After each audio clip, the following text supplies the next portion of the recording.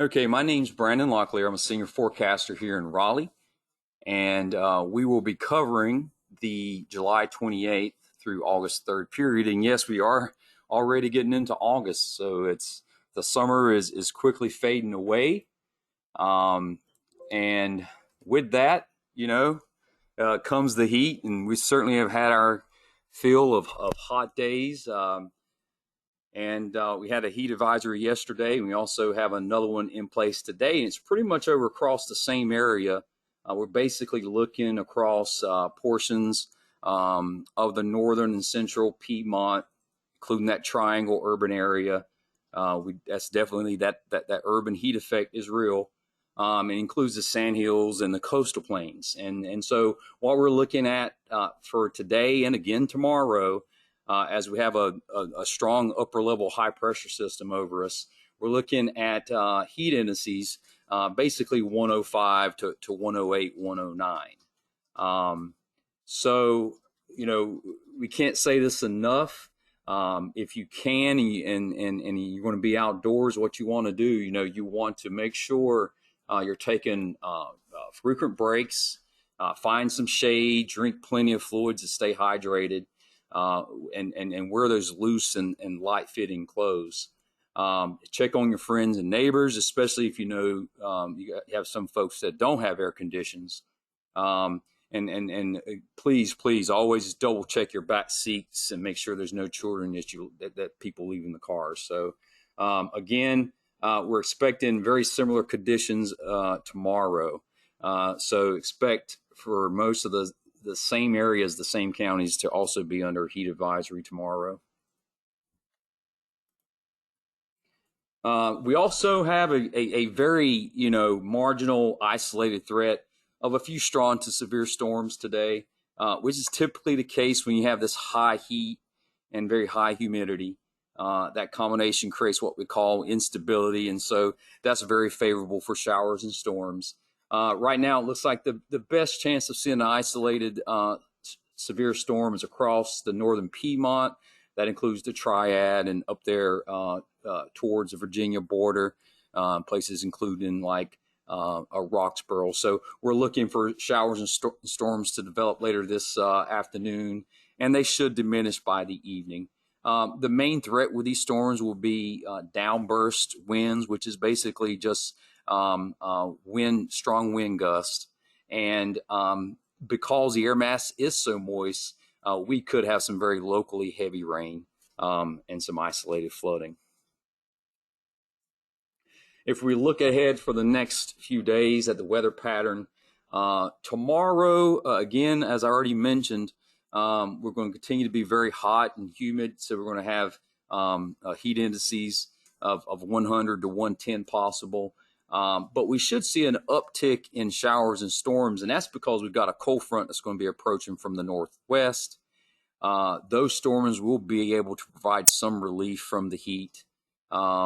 So expect much of the same northern Piedmont to see the best coverage in storms tomorrow, but pretty much anyone can see some showers and storms tomorrow. And then a front is going to stall in the vicinity of the area, and it's hard to say exactly where that front's going to end up setting up. But what the models are showing is a pretty active weekend, especially during our afternoon and evening hours, although rain will be possible at any time, even the overnight hours. But we're looking for repeated development of showers and storms through the weekend, and it looks like it's going to last into Monday as well. And over that 2-day period, we're looking at a large area of 1 to 2 inches of rain across central North Carolina, and wouldn't be surprised if some places see 3 to 4 inches of rain. Where that will develop, not quite sure yet. But that's good news because, we are still dealing with some drought. We're still dealing with some drought conditions, and I'll show you a graphic that later. As I mentioned, the above normal rain chances will continue on Monday, and then after Monday, the rain chances should start to taper off, and we'll get back more into our typical summertime diurnal, isolated to widely scattered showers and storms by the middle part of next week. But what that means is once the rain chances start to go down, then our temperatures are going to start to go up, and we'll be back in those high heat indices.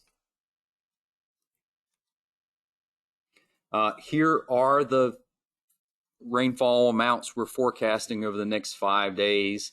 And the two I really want you to key on is the Saturday and Sunday graphic. So up here in the top right and lower left, you can see there we're starting to get into the heavier rainfall amounts, where you're looking at, basically about an inch and a half to 2 inches possible each day.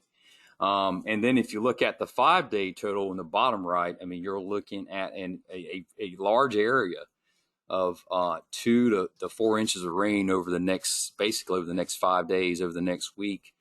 So that's good news in terms of people's lawn and some of the rivers, and also the lake levels that have been pretty low over the last several weeks. Looking at the excessive rainfall outlook, or basically looking at our flooding threat of the next couple of days, you can see that for today and Friday and Saturday, it's actually all marginal. But I wouldn't be surprised as we get closer for Saturday and Sunday if they end up introducing a slight risk, so increased threat of flooding, as we can get the latest model data and maybe get a little bit more details on where the heaviest rain will fall. Severe threat over the next several days. Again, we're basically in that marginal level 1 out of 5 threat. So isolated severe storms are possible, and mostly across the northern Piedmont today and tomorrow. And I kind of mentioned this for the rain, and I'll say it again for the severe threat. I wouldn't be surprised if, as we get closer on Saturday and Sunday, if we don't see another marginal for the portions around that front, especially near the Virginia border, where it looks like we're going to have slightly better winds that can help with stronger storms. So we'll continue to look at that, and if we do indeed see the threats increase, we'll send out our normal 1-page briefings like we do every morning. The tropics are quiet. I say that, but if you look in the long-term forecast, looking at like days 4 to days 8, models are starting to show a little bit of low pressure systems out over the Atlantic. So we're going to be watching those, and I'm sure the National Hurricane Center will, because this is, things start to pick up as we get into August, and especially September. The drought. So we're looking at over the last week, rainfall has been pretty variable. And so there hasn't been many changes in the drought conditions. You can see that for the most part, the moderate drought continues across the coastal plain. And then it's kind of hit and miss, where we're basically somewhere around abnormally dry across most of the area. After, when we get to next Thursday and the next Thursday briefing, and hopefully most of the area has received, 2 to 4 inches of rain.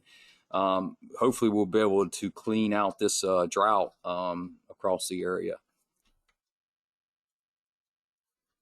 Weather summary wise, as I mentioned, the next 2 days, due to the strong high pressure in the upper atmosphere, we're looking at a continuation of dangerous high heat indices, especially from the triangle eastward, looking at basically 105 to 109 degree heat indices during the afternoon and the evening.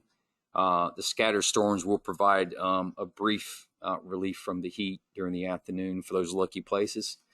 And then on over the weekend, very active and unsettled. So if you plan on being outdoors, you're going to make sure that you have your umbrellas handy. You're going to make sure you can get to a safe location, because we are expecting numerous storms to develop during the afternoon and evenings.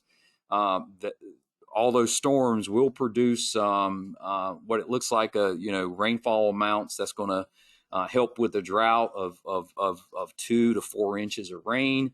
The flooding threat will be highest where we see storms, what we call training storms, or storms repeatedly moving over the same area.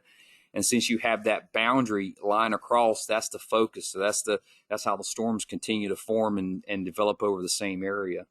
And then as we get into like Tuesday and Wednesday of next week, things start to dry out and rain chances will lower, and we'll go back to more what we see, the mostly diurnal storms, isolated to widely scattered during the afternoon and evening. But that also means that as the rain chances decrease and we have less cloud cover, temperatures are going to warm. So if you look down at the bottom here, as we get into after we get past Friday, where we're like basically in the mid to upper 90s, you can see that once we get the higher rain chances, temperatures are more like upper 80s, mid 80s. And then so we'll get a reprieve from the heat, but the heat looks like it's going to return by the middle to later part of next week.